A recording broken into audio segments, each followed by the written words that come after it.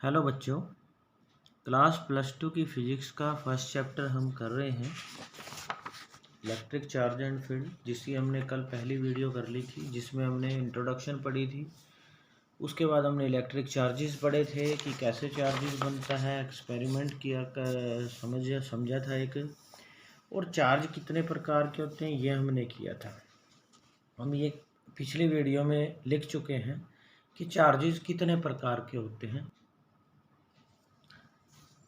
देखिए page number 3 पे NCERT book का जो पेज नंबर 3 है उसमें आपके पास ये जो ब्लू कलर में पोर्शन दिया हुआ है जिसमें है कि unification of electricity and magnetism. Unification का मतलब है एक तरह से कि इस यूनिकनेस का, यानी जो इस इलेक्ट्रिसिटी और मैग्नेटिज्म का जो है इसका यूज़ कहाँ से चला और उसका एकीकरण, एक जैसे यूनिक का मतलब होता है एकीकरण या एकता, और आज कहाँ कहाँ यूज़ हो रहा है। तो आज जितनी भी ज़्यादातर अप्लायंस या अपरेटस है उसमें इस इलेक्ट्रिसिटी और मैग्नेटिज्म का ही इस्तेमाल हो रहा है। तो शॉर्ट में मैं इस ब्लू कलर वाले हिस्से को पढ़ा देता हूँ आपको। देखिए इसमें लिखा हुआ है कि इन ओल्डन डेज, की पुराने दिनों में electricity and magnetism were treated as a separate subject. कि पुराने दिनों में क्या था कि इलेक्ट्रिसिटी को अलग सब्जेक्ट माना जाता था और मैग्नेटिज्म यानी जो चुंबकीय कारण था उसका, उसको अलग सब्जेक्ट माना जाता था। Electricity deals with the charges on glass rod. अब इलेक्ट्रिसिटी को ये माना जाता था कि ग्लास रोड को अगर कैट्स फर या मतलब जैसे बिल्ली के बाल जैसी, या जैसे कोई रेशम का कपड़ा है उसके ऊपर अगर ग्लास रोड को रगड़ा जाए तो उनके ऊपर चार्जेस आ जाता है। या बैटरीज़ के बारे में हम पढ़ते हैं, लाइटनिंग के बारे में पढ़ते हैं, ये सारा जो है ये इलेक्ट्रिसिटी थी। और while magnetism describe interaction of magnet, और हम मैग्नेटिज्म मतलब चुंबक के बारे में हम ये समझते थे कि चुंबक एक दूसरे को आकर्षित करता है या एक दूसरे को रिपेल करेगा।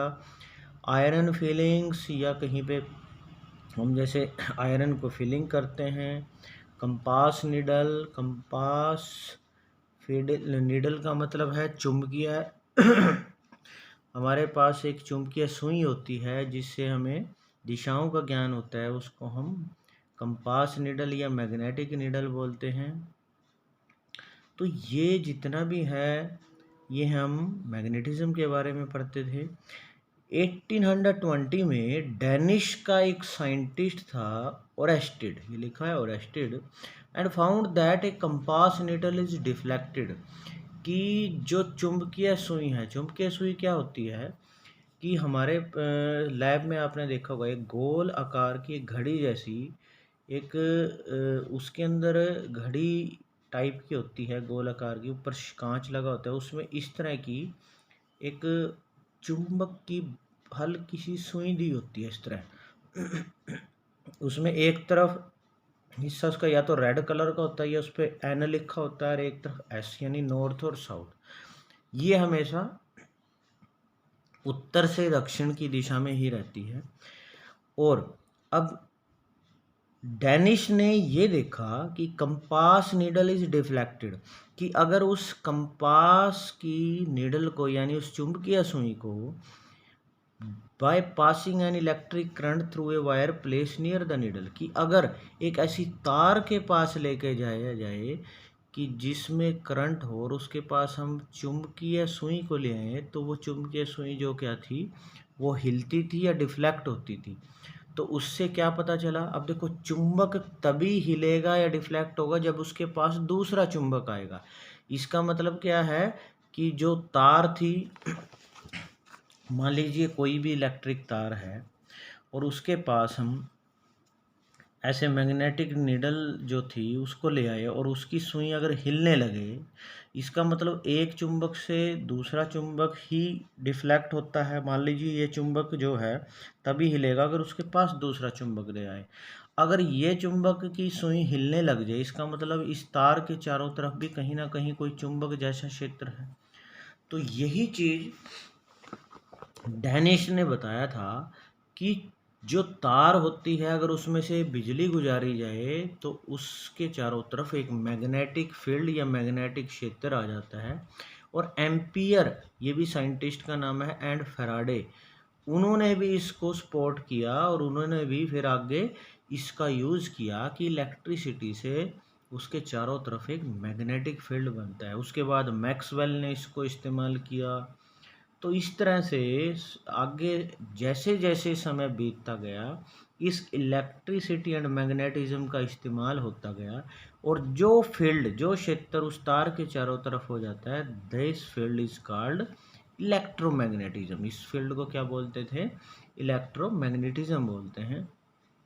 और इस तरह से आज जितने भी हमारे अप्लायंसेस हैं, अप्लायंसेस का मतलब उपकरण है ज़्यादातर, जैसे टीवी है, एलसीडी है, उसके बाद हमारे चाहे फ़ोन हैं, तो बहुत से हमारे घर में इस्तेमाल होने वाली वस्तुएं हैं जिनके अंदर इस इलेक्ट्रिसिटी और मैग्नेटिज्म का इस्तेमाल होता है।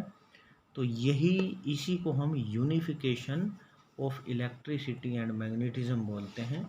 तो इसके बारे में देखिए हम थोड़ा सा लिख लेते हैं। हालांकि ये पता होना चाहिए, ज़्यादा इसके बारे में नहीं आता एग्ज़ाम के अंदर, लेकिन फिर भी हम लिख लेते हैं।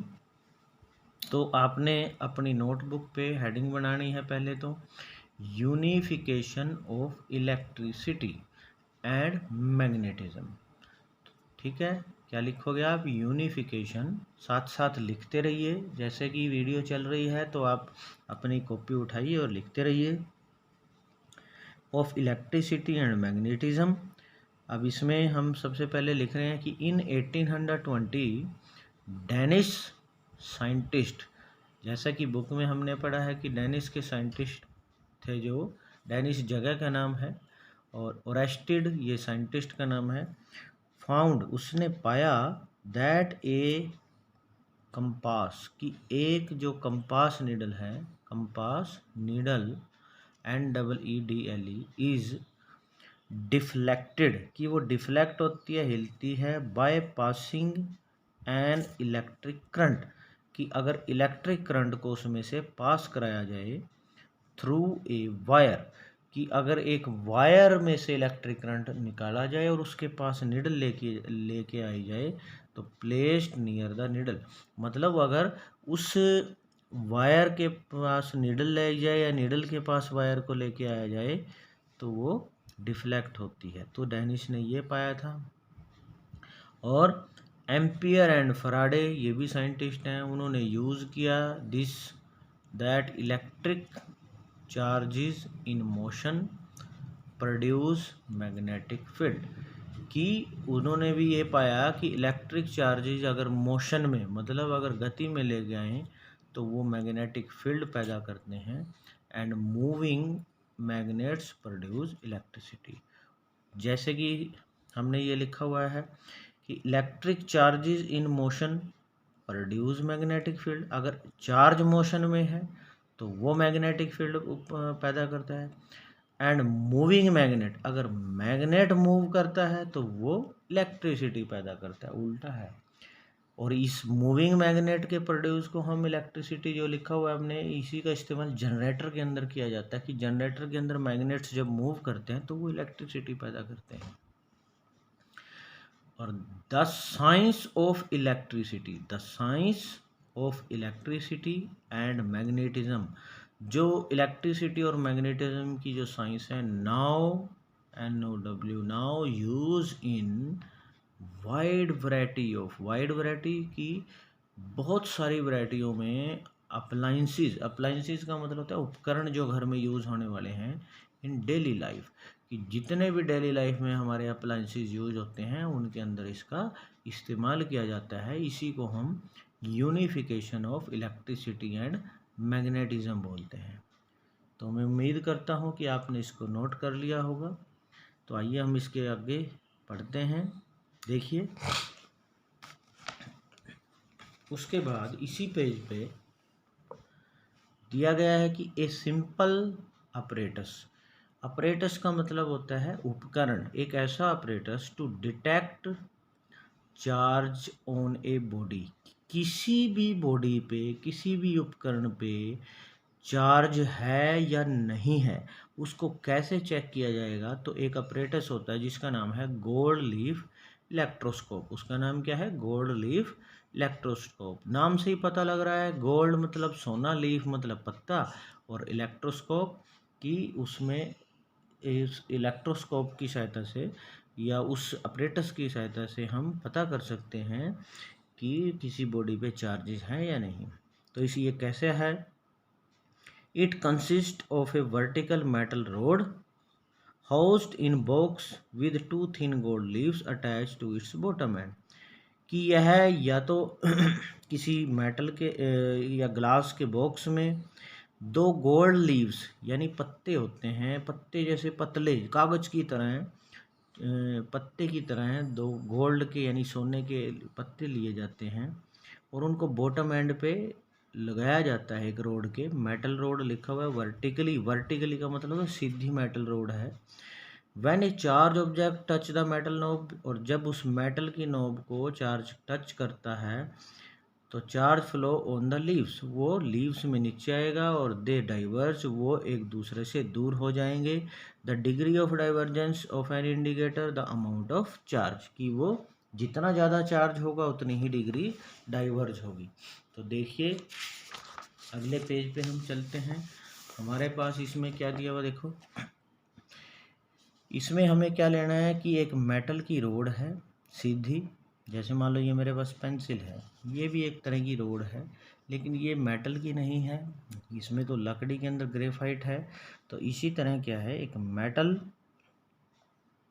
मेटल की रोड है धातु की, उसके ऊपर एक नोब मतलब गोलाई में जैसे गुंबद टाइप होता है उसको नोब बोलते हैं, KNOB नोब, गोलाई में, ये भी मेटल की है।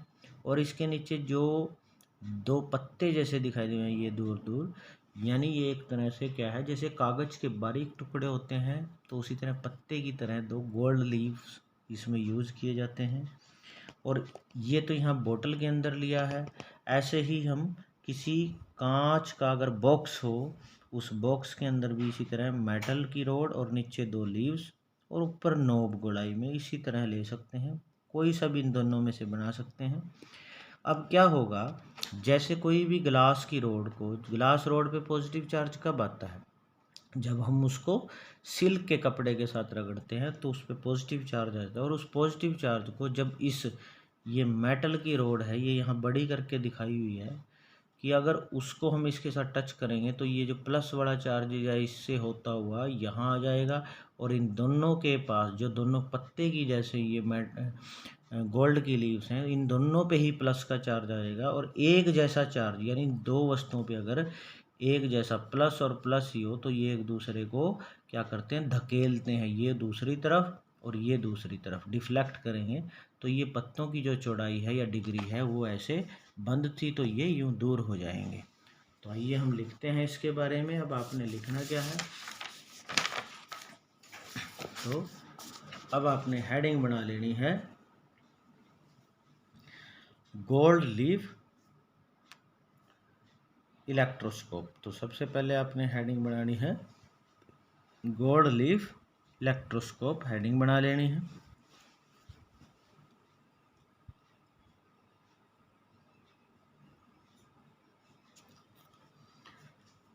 हेडिंग बनाने के बाद डायग्राम बना लेना है। मेरी ड्राइंग तो इतनी अच्छी नहीं है तो सबसे पहले तो आपने ऐसे ये बोतल की शेप बना लेनी है पहले ऐसे, और बोतल की शेप बनाने के बाद यहाँ पे ऐसे ये इधर कॉर्क का मतलब जैसे एक रबड़ की तरह ढक्कन होता है उसी तरह कॉर्क का ढक्कन होता है जिसमें से बिल्कुल बंद होता है और बीच में से रोड जाएगी ये मेटल की सीधी ऐसे, और ऊपर की तरफ एक गोलाई में नोब मेटल का, और ये दो पत्ते की तरह से चौड़ाई में गोल्ड लीव्स।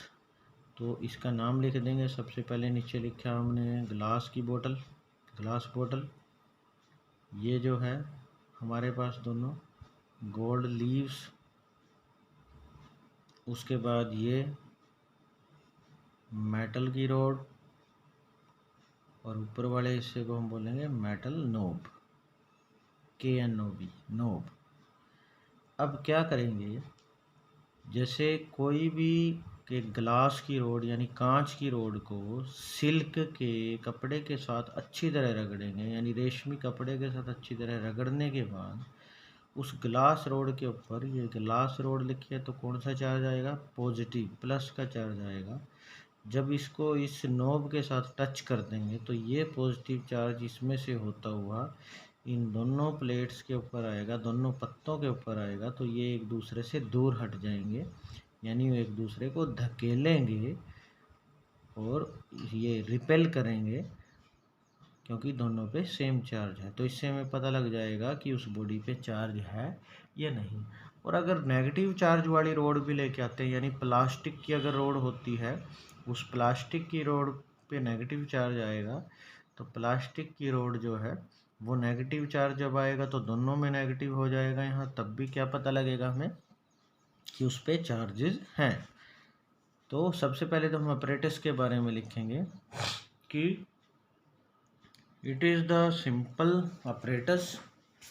तो आप साथ के साथ लिखते रहिए, क्या है ये, it is the simple apparatus, कि यह एक बहुत ही सिंपल अपरेटस है। टू डिटेक्ट, डिटेक्ट का मतलब होता है जांचना, DETECT, charge on a body, कि किसी भी बॉडी के ऊपर चार्ज है नहीं, उसको जांचने के लिए ये एक अपरेटस बनाया गया है। अब इसमें होता क्या क्या है, it consist of A vertical metal road. इसमें क्या है, कंसिस्ट का मतलब इसमें होना, या इसमें है वर्टिकल, वर्टिकल का मतलब है सीधी, बिल्कुल सीधी, ऐसे बिल्कुल ऊपर की तरफ। तो ये सीधी एक मेटल रोड है, fitted in a glass jar और बॉक्स, कि इसको या तो किसी ग्लास जार में या ग्लास बोतल में या बॉक्स में डाल दें, with 2 gold leaves. Glass jar की जगह में यहाँ पे बोतल भी लिख सकते हैं, BOTTLE आप लिख सकते हो, with 2 gold leaves, 2 gold leaves हैं, अटैच्ड, अटैच कहाँ है, टू इट्स बॉटम एंड, मतलब नीचे की तरफ वो गोल्ड लीव्स अटैच हैं, लिख लिया। व्हेन ए चार्ज ऑब्जेक्ट, जब भी किसी चार्ज ऑब्जेक्ट को, जैसे कि यहाँ ऑब्जेक्ट या बॉडी कौन सी है, ग्लास रोड है, तो व्हेन ए चार्ज ऑब्जेक्ट या body touches the metal knob, कि हम उस मेटल की नोब को ऊपर से अगर टच करेंगे, touches the metal knob at the top of rod, अगर रोड के टॉप पे अगर ग्लास रोड को हम टच करेंगे तो क्या होगा, चार्जेस या चार्ज, चार्जेस भी लिख सकते हैं हम, फॉलोज, कहाँ फॉलो होगा, ऑन टू द लीव्स, इन पत्तों पे आ जाएगा नीचे, on to the leaves, and they diverge, वो एक दूसरे से दूर हट जाएंगे, डाइवर्ज हो जाएंगे। द डिग्री ऑफ डाइवर्जेंस, इस डाइवर्जेंस की जो डिग्री है, जैसे कोण हम मापते हैं भी कितनी दूर है डिग्री में, उसी तरह ये कितने डिग्री दूर हैं, वो किसके ऊपर डिपेंड करती है, इज एन, कि यही हमें इंडिकेटर देती है। इंडिकेटर का मतलब होता है सूचना देना, एकदम से संकेत देना। तो अगर वो डाइवर्ज हो गए, दूर चले गए, तो वो सूचना देती है of the amount of charge, किसी के ऊपर कितना चार्ज है। अगर वो ज़्यादा दूर गई तो ज़्यादा चार्ज है, कम दूर गई तो कम चार्ज। ये नोट कर लिया बच्चों। उसके बाद है, आगे हम लिखेंगे origin of electric charge in electrostatic, कि जो इलेक्ट्रोस्टैटिक है, जो हम ये चैप्टर पढ़ रहे हैं इलेक्ट्रोस्टैटिक का, उसमें चार्ज का ओरिजिन कहाँ से होता है, कैसे होता है। तो देखिए थोड़ा सा मैं इसी पैरे में आपको यहाँ बता देता हूँ। जैसे यहाँ पे है कि यू नो दैट, कि आप जानते हो, all matter is made up of atom and और मॉलिक्यूल्स, कि हमारे जितने भी पदार्थ हैं, मैटर हैं, वो या तो एटम्स के बने हैं या मॉलिक्यूल्स के बने हैं। Although normally the materials are electrically neutral, वैसे तो सारे मटेरियल ज़्यादातर न्यूट्रल होते हैं। They do contain charges but their charges are exactly balance, वैसे क्या होता है, ज़्यादातर बॉडीज़ में जो चार्जेस होते हैं वो न्यूट्रल होती हैं, वो बैलेंस होते हैं। और किसी भी बॉडी में चार्ज है या नहीं है, तो टू इलेक्ट्री, देखो इसमें आगे लिखा हुआ है, हम अगला पैरा देखते हैं कि to electrify a neutral body, अब किसी भी बॉडी पे न्यूट्रल मतलब कोई भी चार्ज नहीं है, वी नीड टू ऐड और रिमूव वन काइंड चार्जेस, अगर किसी भी बॉडी को हमने चार्जेस देना है या न्यूट्रल कोई बॉडी है, मतलब जिस पे कोई चार्ज पहले नहीं था, तो उस पे कुछ ना कुछ उसके वन काइंड ऑफ चार्ज को रिमूव करना पड़ेगा या डालना पड़ेगा। When we say that a body is charge, तभी हम कहेंगे कि बॉडी को चार्ज मिला है और चार्ज हो गया है। We always refer to the excess charge of defect of charge. अब देखिए हम इसको लिखते हैं थोड़ा सा। तो हमने जैसे कि एडिंग बनाई थी कि origin of electric charge in electrostatic, origin का मतलब होता है मूल, शुरुआत कहाँ से हुई, कैसे होती है इलेक्ट्रिक चार्ज की। तो मैटर्स, इसमें मैटर्स मतलब पदार्थ, is made up of atoms और मॉलिक्यूल्स, जितने भी एटम हैं, मैटर हैं, वो एटम या मॉलिक्यूल से मिलकर बने होते हैं, यानी अणु या परमाणु से मिलकर बने होते हैं। Normally the materials are electrically neutral, वैसे तो ज़्यादातर मटेरियल जो हैं वो न्यूट्रल होते हैं। न्यूट्रल का मतलब उन पे कोई भी चार्ज नहीं होता। टू इलेक्ट्रीफाई, अब जैसे अगर क्वेश्चन आ जाता है कि किसी भी बॉडी पे चार्ज कब पैदा होगा, तो यानी how you electrify a neutral body, अगर क्वेश्चन आ जाता है कि how you electrify a neutral body, कि किसी भी न्यूट्रल बॉडी को, और क्वेश्चन आ जाता है किसी भी न्यूट्रल बॉडी को इलेक्ट्रीफाई कैसे करोगे, तो वी नीड टू ऐड और remove one kind of charge, हमें उसके ऊपर या तो चार्ज को ऐड करना पड़ेगा या रिमूव करना पड़ेगा। तो हम लिखेंगे to electrify a neutral body we need to add, मतलब हमें ज़रूरत होगी ऐड करने की और रिमूव करने की वन काइंड ऑफ चार्ज, एक प्रकार से कोई भी चार्ज को या तो ऐड करना होगा या वहाँ से हटाना होगा, रिमूव करना होगा। व्हेन वी रब, ये थोड़ा मैंने एरो का निशान डाल दिया है कि किसी पे भी चार्ज कैसे पैदा होता है बॉडी पे। अब जैसे कि हमने पहले किया था, बुक में भी पढ़ा था, कौन सा, कि अगर किसी कांच की रोड को सिल्क के साथ अगर रगड़ें तो उस पर पॉजिटिव चार्ज आ जाता है, कांच की रोड को रेशमी कपड़े के साथ अगर रगड़ा जाए। तो when we rub two insulating, अब जो ये वर्ड है इंसुलेटिंग, इसका मतलब होता है कुचालक। कुचालक का मतलब जिसमें से बिजली नहीं जाती, जैसे प्लास्टिक है, ग्लास है, यानी ग्लास का मतलब कांच है।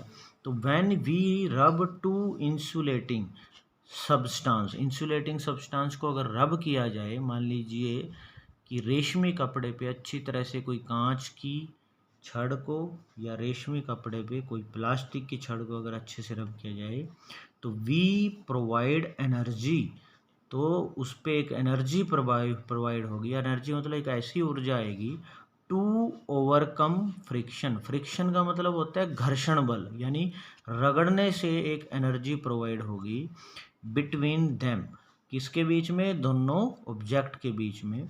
This energy is use to removing electron, और ये एनर्जी यूज होती है इलेक्ट्रॉन को रिमूव करने में। This energy is use to removing electrons from one substance, और किसी भी एक पदार्थ से क्या हो जाएगा, इलेक्ट्रॉन रिमूव हो जाएगा, एंड ट्रांसफ़र टू अदर, और दूसरे पे चला जाएगा इलेक्ट्रॉन। तो इसको आपने नोट कर लिया होगा, और नोट करने के बाद देखिए अब हम इसको थोड़ा सा समझते हैं कि कौन सी बॉडी पे कैसा चार्ज आ जाता है। देखो बच्चों, ध्यान से समझना थोड़ा इसको। अब हम एक एग्जाम्पल लिखते हैं, उदाहरण। एग्जाम्पल का मतलब उदाहरण लेते हैं। तो जी लिखा हुआ मैंने, मतलब एक एग्जाम्पल लिखते हैं कि मान लीजिए ग्लास की रोड को, ये मैंने रोड बनाई है और एक ये जैसे कपड़ा बनाया है, वो ये कपड़ा दिखाया डायग्राम में, एक सिल्क का या रेशम का कपड़ा है, उस पर ग्लास रोड को अच्छी तरह से रब किया। अब देखिए एक उदाहरण लेते हैं हम, एक सिंपल सा। मान लीजिए दो व्यक्ति हैं, एक का नाम है ए और दूसरा व्यक्ति है बी। ए जो व्यक्ति है ये अमीर है, थोड़ा ज़्यादा अमीर है, उदाहरण ले रहे हैं, और बी बेचारा गरीब है, इसलिए मैंने इसको थोड़ा बड़ा दिखाया, इसको छोटा। अब देखिए ज़्यादा ज़रूरत किसको होगी, अगर किसी से कोई चीज़ लेनी पड़ जाए तो ज़्यादातर अमीर ही, देखो दे तो वही सकता है किसी को कोई वस्तु जिसके पास है, तो किसके पास ज़्यादा होगा, अमीर के पास। गरीब को ज़रूरत होगी तो ये क्या करेगा, ये इसको कुछ ना कुछ दान दे देगा, या इसको कुछ ना कुछ डोनेट दे करेगा, या ये इसको वो वस्तु दे देगा। अब जो देने वाला होता है वो हमेशा धनी, धन मतलब प्लस का होगा, देने वाला, और जो लेने वाला है वो हमेशा माइनस का यानी नेगेटिव होगा। तो सिंपल सी बात है कि जिससे इलेक्ट्रॉन जाएगा वो पॉजिटिव चार्ज होगा, और जो इलेक्ट्रॉन ले लेगा वो होगा नेगेटिव चार्ज। तो इसी तरह मान लीजिए रोड पे प्लस का चार्ज क्यों आया, क्योंकि इसने इलेक्ट्रॉन दिए हैं दूसरे को। तो इसका मतलब रोड से ये, ऐसे मैंने एरो से दिखा हुआ, ये इलेक्ट्रॉन इधर गए हैं, किस पे गए हैं, सिल्क पे, और ये मैंने ई का निशान डाल के ऐसे ई ऊपर माइनस का साइन डाल दिया है, इसका मतलब होता है इलेक्ट्रॉन है, और इलेक्ट्रॉन पे माइनस का साइन ही होता है। तो ये जो चार्जेज है यहाँ से इसके ऊपर चले गए। अब जिस पे चले गए वो नेगेटिव, यानी एक तरह से कहें तो सिल्क पे नेगेटिव चार्ज है और रोड पे पॉजिटिव चार्ज है। तो इस तरह से ये पॉजिटिव और नेगेटिव चार्ज आ जाते हैं। तो हम लिखेंगे कि कोई भी बॉडी पॉजिटिवली चार्ज कब होती है, तो हम एडिंग बनाएंगे पॉजिटिवली चार्ज्ड कब होती है। तो पॉजिटिवली चार्ज आपने लिख लेना है कि ए बॉडी की कोई भी बॉडी चार्ज्ड पॉजिटिवली, वो पॉजिटिवली चार्ज्ड कब होगी, अगर वो इलेक्ट्रॉन को लॉस करेगी, यानी इलेक्ट्रॉन दे देगी, कि बाय लूजिंग या लॉसिंग सम इलेक्ट्रॉन, अगर वो इलेक्ट्रॉन को लूज़ कर दे या लॉस कर ले, तो इसका मतलब उस पर कौन सा चार्ज है, पॉजिटिवली चार्ज है, पॉजिटिव चार्ज है। और कोई भी बॉडी नेगेटिवली चार्ज कब होगी, अगर वो इलेक्ट्रॉन को ले लेगी, और लेने को क्या बोलते हैं हम, गेनिंग करना, ठीक है, गेन, GAN, गेन, यानी a body can be charge negatively bye gaining, gaining मैंने लेना, GANNING, गेनिंग इलेक्ट्रॉन्स। अगर वो इलेक्ट्रॉन को गेन करेगी तो उसके ऊपर नेगेटिव चार्ज होगा। तो ये हमने पढ़ा बच्चों कि किसी बॉडी पे चार्ज आ जाता है, कब आता है और कैसे आता है। अब हम उसके बाद अगली वीडियो में करेंगे ये आपने नोट कर लेना है, जहाँ तक हमने पढ़ा है अच्छे से समझ लेना है। उसके बाद हम अगला पैरा ये बाद में अगली वीडियो में करेंगे कि मटेरियल कितने प्रकार के हैं, कंडक्टर हैं, इंसुलेटर्स हैं, अगले हम बाद में पढ़ेंगे। तो बच्चों आपने आज जितना हमने पढ़ाया उसको अच्छी तरह से नोट्स बना के अपनी नोटबुक में लिख लेने हैं।